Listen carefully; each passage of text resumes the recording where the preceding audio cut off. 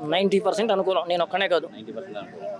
ఎందుకని అంత ఉత్సాహంగా భూములు ముందుకు వచ్చేస్తున్నారు? ఇది కారణం ఏంటి? ఏముంది డెవలప్మెంటు.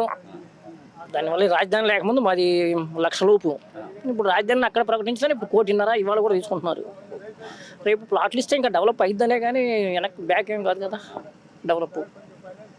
ముందు ఇచ్చిన ప్లాట్లు కొంత సమస్యలు ఉన్నాయి అంటున్నారు కదా, దాని మీద మీరు ఎలా? సమస్యలు ఏమీ లేవు. నేను కూడా అక్కడ తిరుగుతాను. కాకపోతే మధ్యలో 5 years గ్యాప్ వచ్చింది. అప్పుడు దేర్ ఈజ్ నో డెవలప్మెంట్. అందులో వాళ్ళని కొన్ని ఇబ్బందులు పెట్టారు.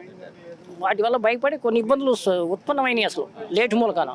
ఇప్పుడు అది ఎమ్మటే కనుక చేసేస్తే కంటిన్యూషన్ జరుగుతూ ఉంటే పని రాదు, తేడాలు రావు అని అనుకుంటున్నాం.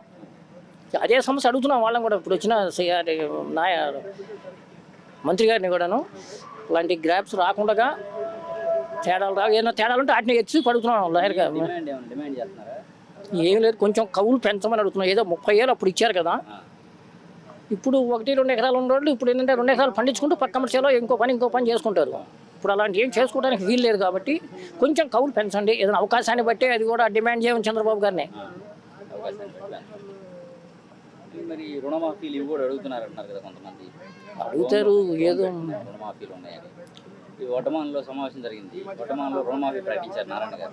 అట్లాంటిది ఏదైనా మీరు కూడా అడిగే అవకాశం ఉంది ఇక్కడ? రుణమాఫీ అనేది మరి ఏదో చెబుతుంటే నీకు టెలికార్డును చొక్కా ఇస్తే నాకు క్యాప్ కావాలంటావు, క్యాప్ ఇస్తే కళ్ళజోడు కావాలంటావు, ఇవన్నీ మామూలుగా వచ్చాయి.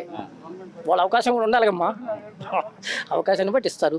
అంటే నువ్వు అన్నట్టు నారాయణ గారు వడ్డమానుకు ప్రకటించి మాకు ప్రకటించడం అనేది మొత్తం ఒకటే తీసుకుంటారు, ఒకే నిర్ణయం. అంతేగాని ఊరికి నిర్ణయం తీసుకోరు కదా. ఇప్పుడు తీసుకున్న 4-5 ఒకే నిర్ణయం తీసుకుంటారు ఏదన్నా కానీ.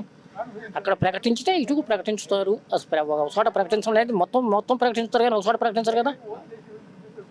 ఎట్లా ఎంత జనాభా ఎట్లా ఎంత ఉంటుంది? ఊరి జనాభా దేని మీద ఆధారపడి చేస్తారు? వ్యవసాయమే ఎక్కువ, కాబట్టి గేదెలు ఉంటాయి. సరే మేము మా పుట్టాలు ఎక్కడ మా పిల్లలు చదువుకొని ఉద్యోగాలు చేసుకుంటున్నారు హైదరాబాదు, బెంగళూరు.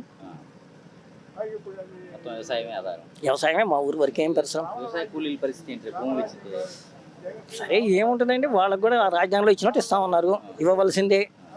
అప్పటికిప్పుడు రేట్లు పెరిగినాయి కాబట్టి ఇంకొక 1000-20 పెంచి ఇచ్చినా ఇబ్బంది లేదు. ఎవరు ఊర్లో ఎంతమంది అనుకూలంగా ఉంటారు?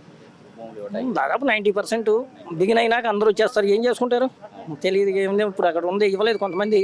తర్వాత తీసుకోమంటే తీసుకోలేని పరిస్థితి. ఇళ్ళు కూడా కొంచెం అబ్జెక్షన్ పెట్టేసరికి వాళ్ళు నష్టపోయారు. ఇది రాజధానిలో తీసుకున్న వాళ్ళు తీసుకున్న వాళ్ళు నష్టపోయారు.